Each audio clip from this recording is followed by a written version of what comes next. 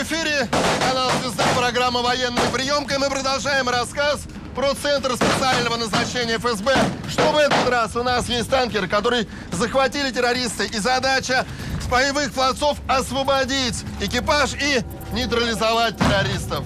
Штурм захваченного корабля из-под воды – это только часть сложной подготовки главного силового спецподразделения ФСБ. А наша задача – рассказать и про горную подготовку, про огневую, физическую, воздушно-десантную, тактико-специальную. Словом, про все то, что делает обычного воина суперсолдатом.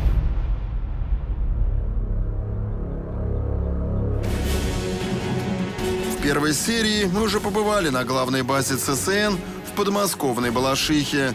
Рассказали про то, как устроен этот уникальный объект.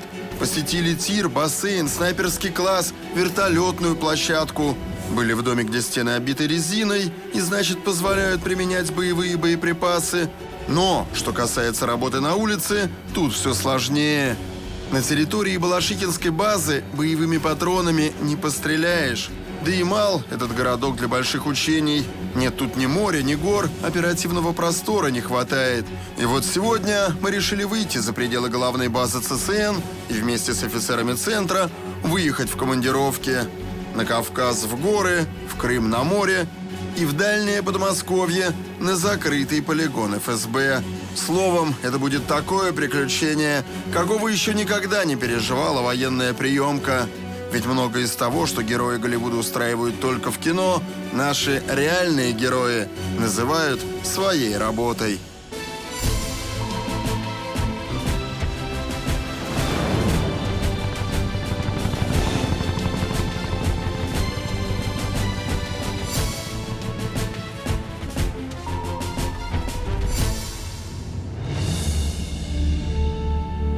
Бесконечное синее море, ласковое солнце, крик чаек и заплыв.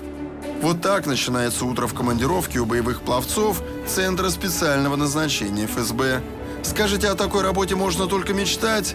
Это верно. Только учтите, что для поддержания физической формы плавать вам придется каждый день по 3-4 километра.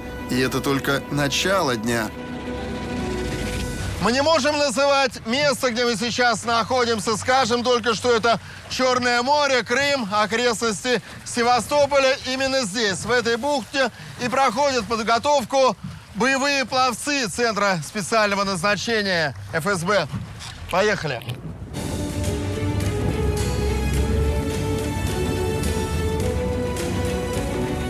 На борту нашей лодки 11 человек. Все офицеры ФСБ. В составе центра каждый из них работает уже не один год. У каждого за спиной боевые командировки, так что новичков тут нет.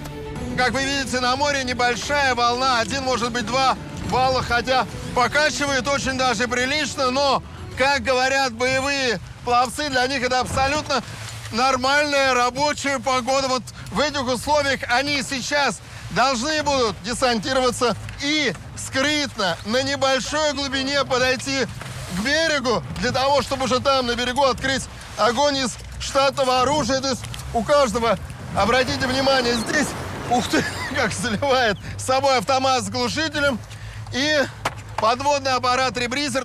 По-русски ИДА, изолирующий дыхательный аппарат, по-английски ребризер, точнее ребризер. Это такой прибор, где углекислый газ, выделяющийся в процессе дыхания, поглощается химическим компонентом, затем обогащается кислородом и подается на вдох. Из этого следует главное – такой аппарат не выпускает пузырьков, а значит, не демаскирует пловца. Ну вот до погружения осталась 1 минута, и тут хочется обратить внимание на человека, который будет лидером в этой группе, который пойдет под воду. У него в руках вот такой прибор. Что это такое? Это направляющий, который будет заводить группу в определенную точку. Эта точка будет точкой выхода на необорудованное побережье. Это навигационная панель, которая позволяет ориентироваться под водой и выходить в заданную точку. Если не секрет, с какой точностью? С достаточно большой точностью в пределах 5 метров. Другими словами, задача направляющего – вести товарищей к цели. Впрочем, на берегу его полномочия штурмана закончатся. Включиться в аппараты! Приготовиться! Внимание, в воду!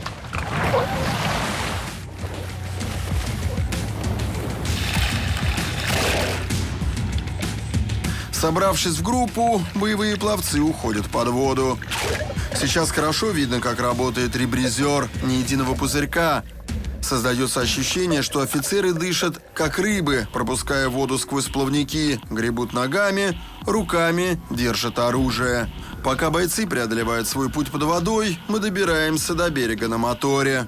В ту самую точку, которую вели в подводный навигатор.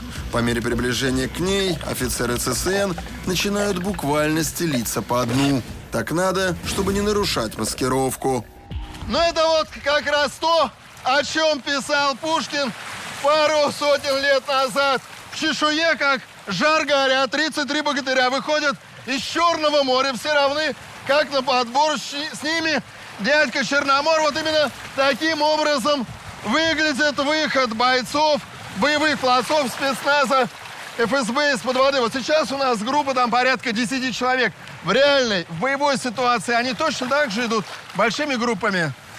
Да, есть в зависимости от от поставленной задачи может выходить как малочисленная группа, так и группа в составе 10-15 человек. Первым выходит на берег головной дозор. Его задача прикрыть выход основной группы. Обратите внимание, передовая группа ступает на сушу, не снимая подводного снаряжения. В этот момент остальные сооружают подводную базу, где оставляют ребризеры и берут с собой на берег только ласты, маску, ну и, конечно, оружие. Почему нельзя эту базу организовать на берегу? Можно и на берегу. В данном случае удобнее сделать ее под водой, для того, чтобы ее не обнаружили с берега противник. Итак, передовая группа закрепилась на берегу, за ней подтягиваются остальные. Берег чист, поэтому боевые пловцы продвигаются друг за другом, поднимаясь по каменистому склону.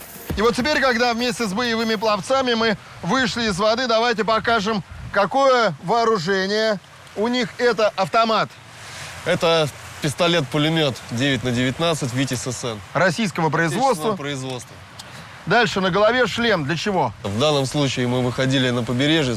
Смотрите, сколько здесь камней. И этот шлем позволяет защитить голову от твердых предметов, в том числе и для работы под кораблем, ну и сейчас здесь.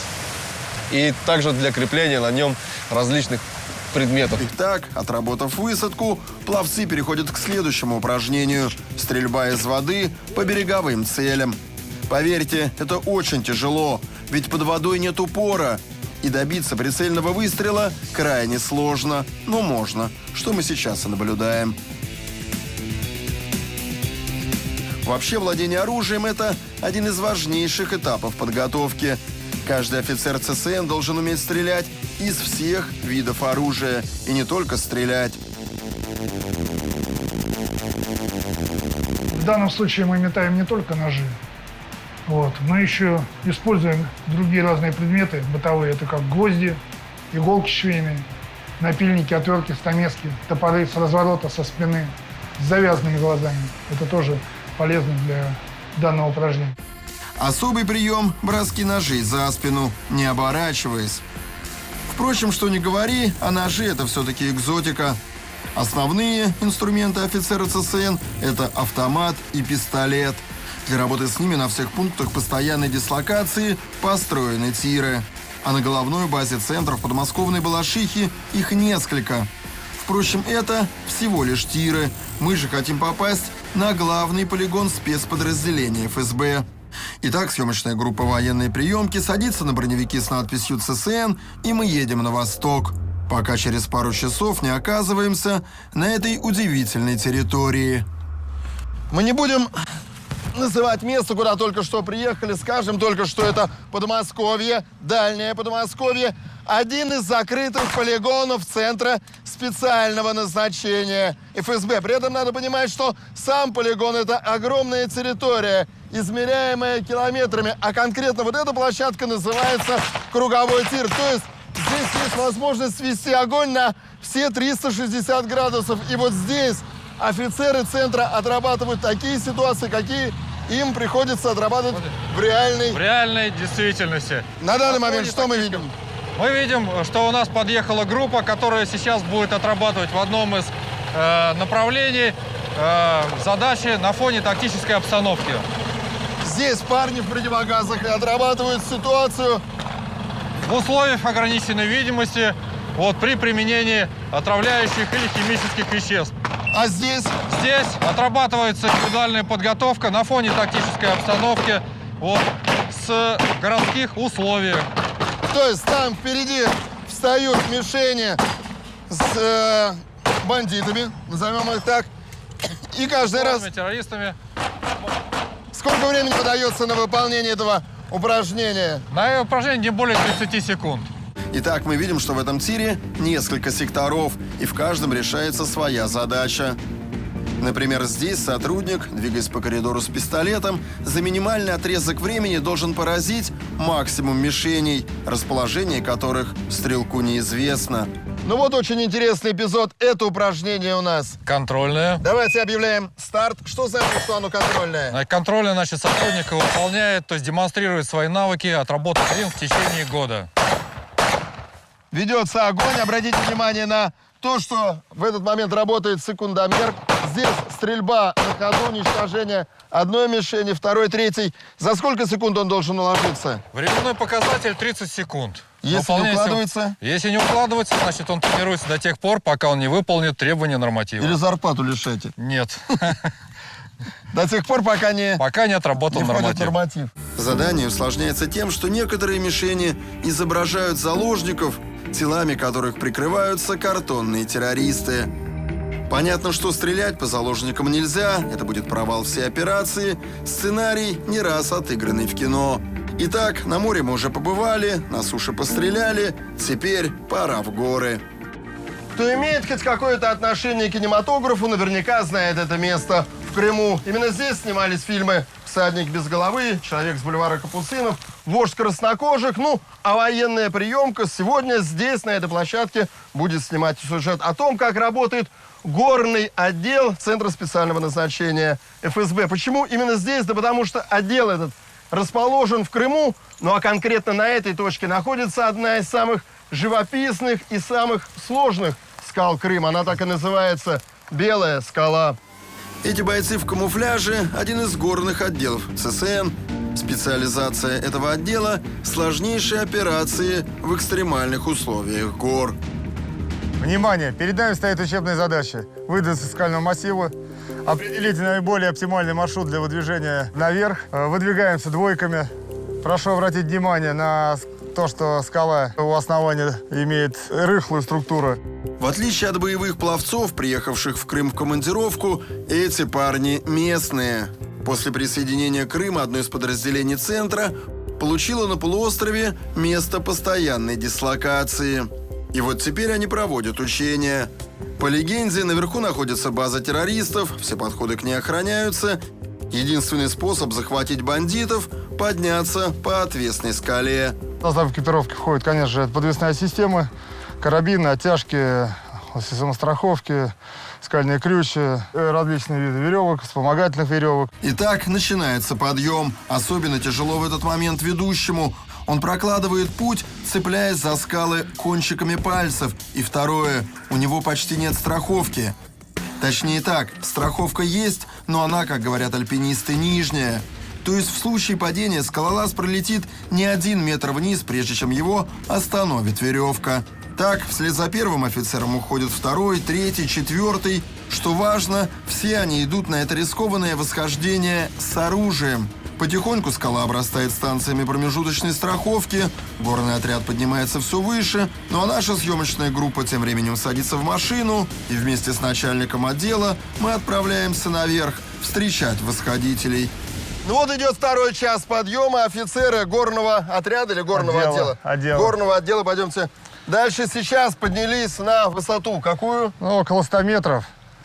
Сколько им еще подниматься до поверхности? Вот они поднимаются около часа, им осталось еще минут 15-20. Основная проблема на этом подъеме в том, что известняк на белой скале очень хрупкий. Во многих местах вбить крючья просто невозможно. Скала буквально рушится от ударов молотка, поэтому приходится искать другие способы страховки, а это только добавляет времени.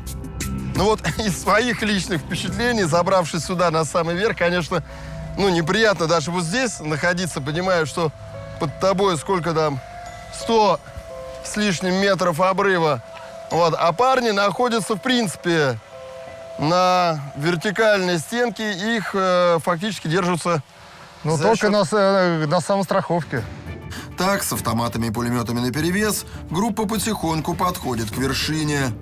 Обратите внимание, каждый сотрудник наверх выбирается сам, ему никто не помогает. Почему? Да потому что в боевой ситуации те, кто выходит наверх первыми, достают оружие и берут под контроль район восхождения. Проходит еще полчаса, и, наконец, отдел в полном составе собирается наверху. Альпинисты в этот момент кричали бы «Ес! Мы сделали это!». Здесь же ничего подобного нет. Ведь после подъема группе предстоит еще долгий переход до базы условных террористов, которую, между прочим, надо будет еще и уничтожить. Головной дозор на 12 часов. Собираемся в пункт сбора. Готовы? Да. Головной дозор вперед. А вот это движение что означает? Этим движением сотрудник показывает направление контроля, сектор, который контролирует. Он контролирует. Да, конкретно он. Следующий сзади идущий, он видит, что впереди идущий контролирует, например, левую сторону, значит, он будет держать правую сторону. Итак, горный отряд начал долгий путь в сторону Черного моря, туда, где проводят тренировку боевые пловцы. Напомню, по сценарию этих учений, пираты в открытом море захватили сухогруз с людьми и просят выкуп. Переговоры еще идут, но уже в этот момент звучит приказ о выдвижении в зону захвата. Как? Правильно, по воздуху. Вооруженные до зубов, пловцы на рассвете садятся на борт вертолета Ми-8 и летят в сторону захваченного судна. Но для того, чтобы их подводный выход стал бы для пиратов неожиданным, весь отряд будут сбрасывать в воду километрах в 10 от захваченного корабля. Но сейчас вы увидите не то, что в России, а в мире делают лишь немногие. Выброска боевых пловцов на вертолете с высоты порядка 3-5 метров. То есть это выброска без всяких парашютов. Вот сейчас боевые пловцы прыгают с высоты порядка 5 метров из вертолета один за другим. Уходят у них тут же все подводное снаряжение. И при необходимости они в эту же секунду могут уходить под воду. Ну,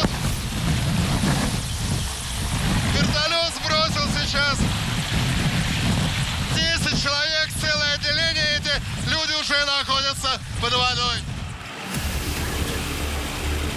А теперь давайте посмотрим, как это выглядит глазами боевых пловцов. Еще перед съемками мы закрепили камеру на шлеме одного из них. Итак, смотрим. В нужной точке вертолет замирает, открывается дверь, а в ней бешеный веер лопастей вверху и морская рябь внизу. Прыжок и мгновенное всплытие.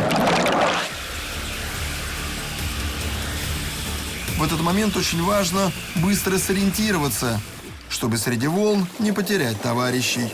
И вот тут надо понимать, что в реальной боевой ситуации боевые пловцы помимо подводного снаряжения берут с собой оружие. Это пистолет-пулемет, обычный пистолет, нож и самое главное, и я бы даже сказал самое неудобное, это вот такую достаточно большую абордажную лестницу.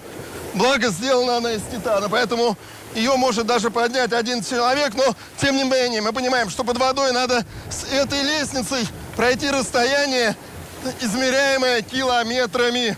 А это, поверьте, очень непросто. Это как минимум задормаживает весь процесс транспортировки. Чтобы пройти эти километры под водой, да к тому же еще и с лестницей, нужен подводный экспресс. Вот он, специальный буксировщик. Офицеры садятся на него, точнее ложатся, и уходят под воду. Какое расстояние и с какой скоростью можно проплыть на этом аппарате – тайна. Известно только, что с его помощью можно путешествовать под водой часами.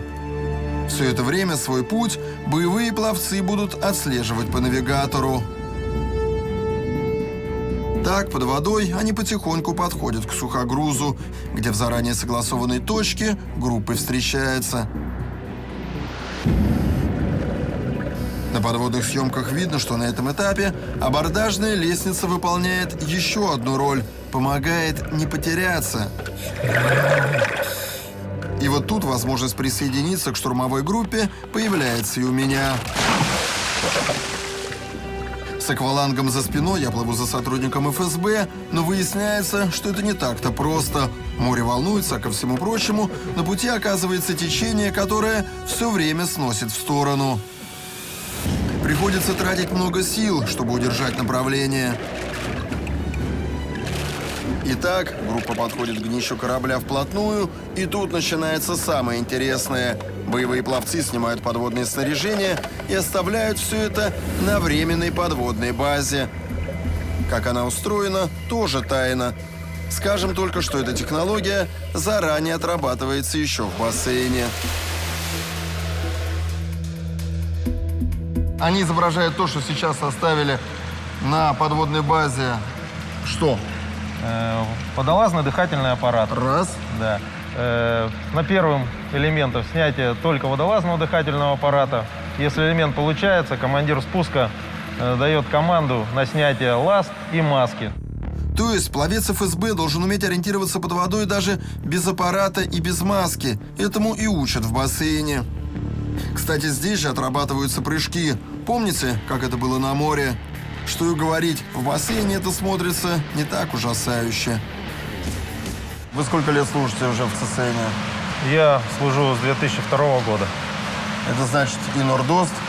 Да, и Нордост. В том Были в числе. Нордосте? Да, это была моя первая боевая операция, как ни странно, еще молодым лейтенантом. Я принимал участие в этой операции. А зачем боевых пловцов отправляли в Нордост? Ну, сотрудники Центра спецназначения, в том числе боевые пловцы, это универсальные солдаты. Мы, боевые пловцы, наша основная задача – это работа по объектам водного транспорта. Но мы абсолютно спокойно работаем во всех средах, во всех операциях, где принимает участие Центр специального назначения. Это значит, что боевые пловцы, так же как и все сотрудники ЦСН, проходят и тир, и снайперское дело, и, конечно же, тактику освобождения заложников. А вот сейчас, наверное, один из самых сложных эпизодов, которые сегодня офицеры центра отрабатывают здесь, в этом круговом тире, это работа в противогазе. Давайте объясним сейчас по замыслу, по сценарию. Этот газ допустил потенциальный противник или мы? Мы подозреваем, что противник применил какое-то либо раздражающее, либо отравляющее вещество, и сотрудник работает в этих условиях. Насколько его действие сковывает противогаз? То, что он, угол обзора, наверное, меняется. Да, угол обзора меняется, и здесь нужно сотруднику быть очень внимательным.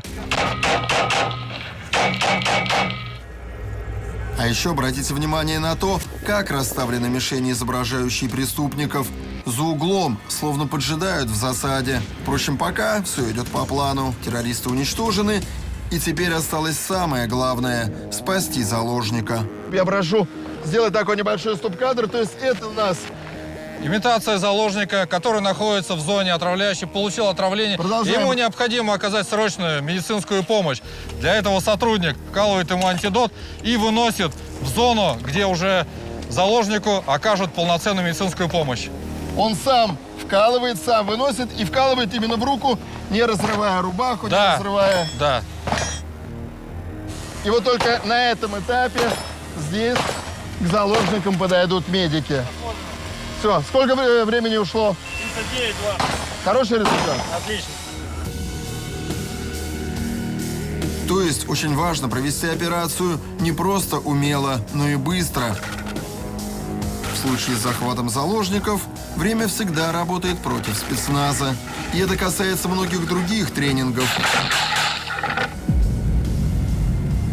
Мы уже показывали проход по коридорам с пистолетом на время, зачистку помещений на время. И вот еще одно упражнение – тренажер, через который должны пройти все без исключения сотрудники ЦСН. Спуск с вертолета по канату на время. И, что важно, без всякой страховки.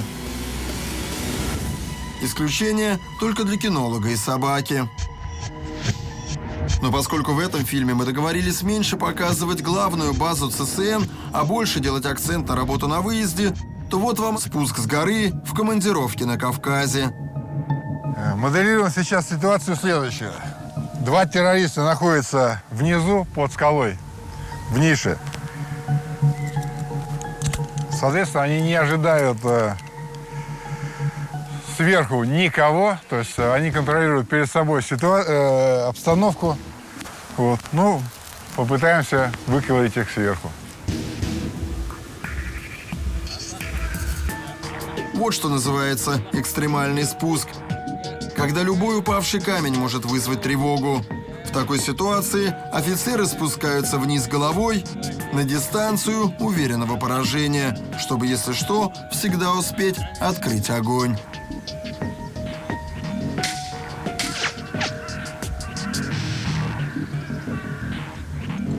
Ну, приблизительно вот так вот это все происходит. Они меня не видят, не ожидают сверху. Я их вижу, контролирую и уничтожаю. Чтобы научиться так работать, нужно попасть в горный отряд. А до этого надо пройти отбор и полюбить горы. Оказывается, совместить и то, и другое не у многих получается. То есть проводится специальный отбор, на котором без обмана людям показывается модель той жизни, которой они будут жить, если попадут в горное подразделение. И человек осознанно принимает решение для себя сам, потому что это его жизнь, и никто его насильно не затащит сюда. Идти дальше по этой дороге или там свернуть куда-то еще. У нас, например, на отборочный сбор, вот я помню, первый отборочный сбор приехал 24 человека. Отобрали 4 или 5. То есть это большое сито. Ну а дальше, попав в отряд, вас ждет большая альпинистская карьера. В качестве примера инструктор приводит горный маршрут, который был пройден именно в этой конкретной командировке. Соответственно, маршрут этот был 6-й категории сложности.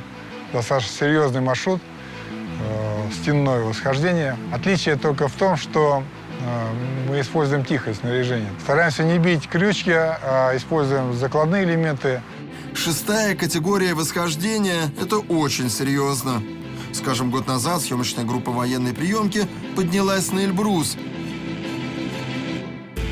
Нам казалось это круто, но выяснилось, что мы прошли по маршруту всего-навсего 2-й категории. А тут офицеры ЦСН, повторюсь, взяли 6-ку, к тому же с оружием за спиной. Что ж, давайте тогда посмотрим, как встает на ночлег эта группа профессионалов.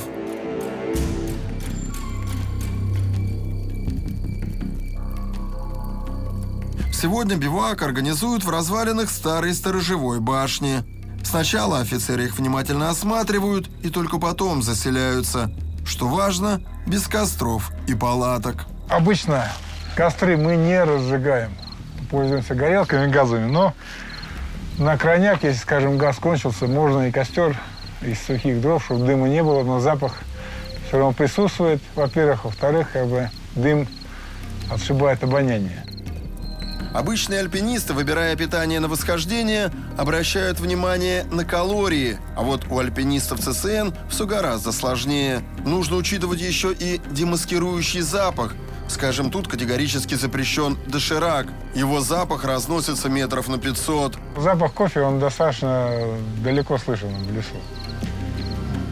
Ну, когда вот долго в лесу находишься, хочется чего-нибудь такого вот необычного. Обычный чай приедается. Подножный корм, соответственно, используется, потому что там грибы, ягоды, что там орехи, даже вот буковые семечки тоже. Лежишь на буковой подстилке осенью, только-только вот они упали, они такие вкусные. И так хорошо, они как семечки идут, так собираешь, смотришь там, наблюдаешь и заодно выедаешь их, как кабанчик пасешься. На этом мы оставляем горный отряд ЦСН на его ночной базе на Кавказе и перемещаемся в Крым. Туда, где вот уже полчаса боевые пловцы сидят на подводной базе. Обратите внимание, здесь никто никуда не торопится. Очень важно, чтобы к выходу из-под воды тщательно подготовились все участники операции. Только тогда штурм будет одномоментным. Итак, вроде все готово, пора начинать. Первым делом пловцы осторожно поднимают абордажную лестницу. Однако их работу затрудняют сильное течение и волны. И все же офицерам ЦСН удается вынести эту длинную конструкцию из воды и зацепить ее за борт. С этого момента остановить штурм уже невозможно. Один за другим сразу с двух бортов боевые пловцы выбираются на палубу. Один из террористов замечает эти черные фигуры еще в воде, но выстрелить не успевает. Его валит пуля. Не зря же офицеры отрабатывали на учениях эти приемы стрельбы, когда под ногами нет никакой опоры. Ну а тем временем штурм продолжается. На палубе отряд рассредоточивается. Одна группа контролирует обстановку снаружи, другая идет внутрь.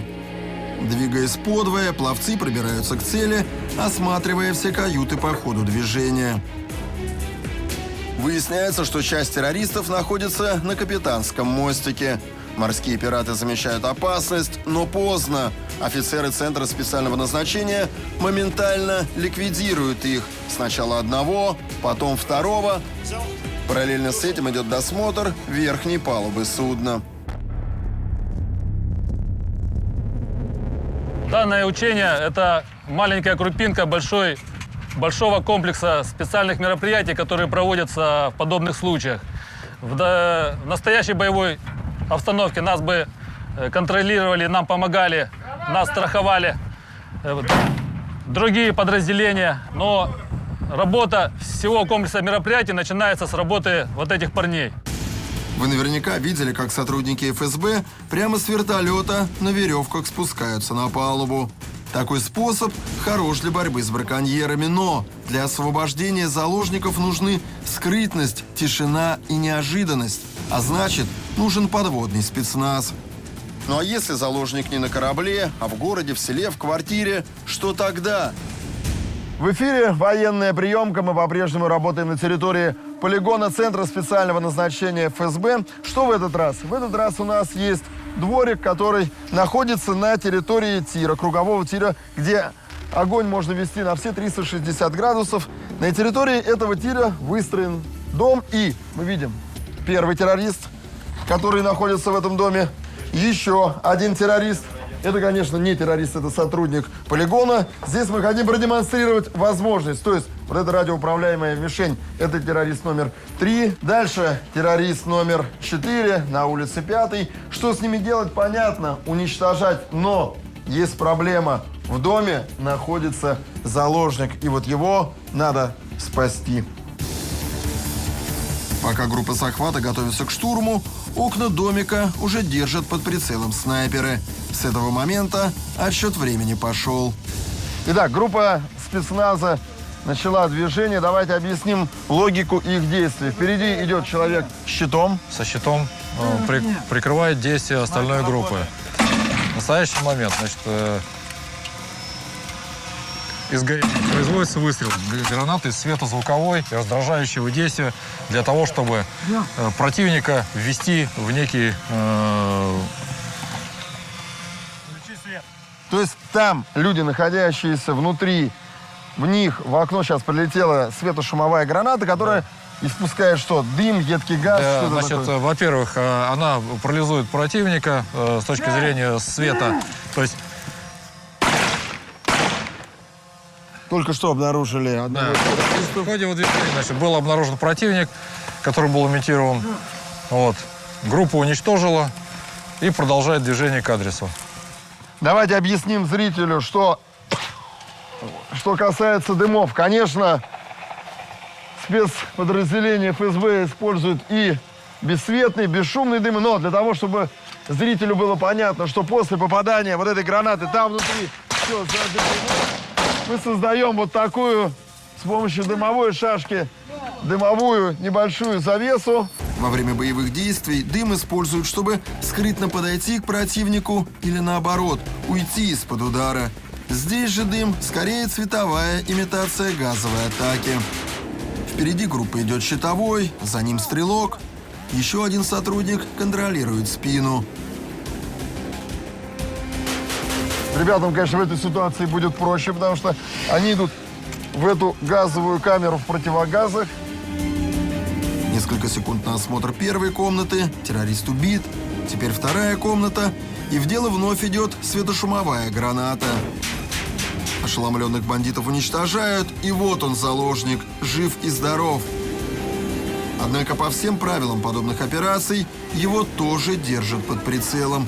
Кто знает, а может, под маской заложника скрывается террорист. Такое тоже было. За любым, даже заложником, осуществляется постоянный контроль. И при наличии средств фиксации, соответственно, рук, да, то есть происходит его фактическое задержание.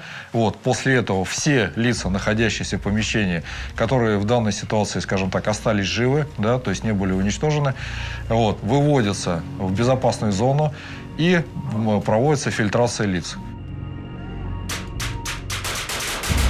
Удивительно, но после разбора полетов выяснилось, что, несмотря на грохот и шум, во время этого штурма было выпущено всего-навсего около 20 пуль. Нам объясняют, в случае с заложником важно действовать хирургически точно. А вот у нашего горного отряда в Крыму совсем другая ситуация. После подъема по скале и долгого перехода по горам они уже вошли в ночь и в темноте добрались до схрона, который охраняют боевики. И никого, кроме этих боевиков, тут и близко нет в этой глуши. Так что теперь можно поливать огнем, как в песне, не жалея ни пуль, ни гранат. И это правильно. Пусть знают, на что способен Центр специального назначения ФСБ, один из лучших, а может и лучший спецназ в мире.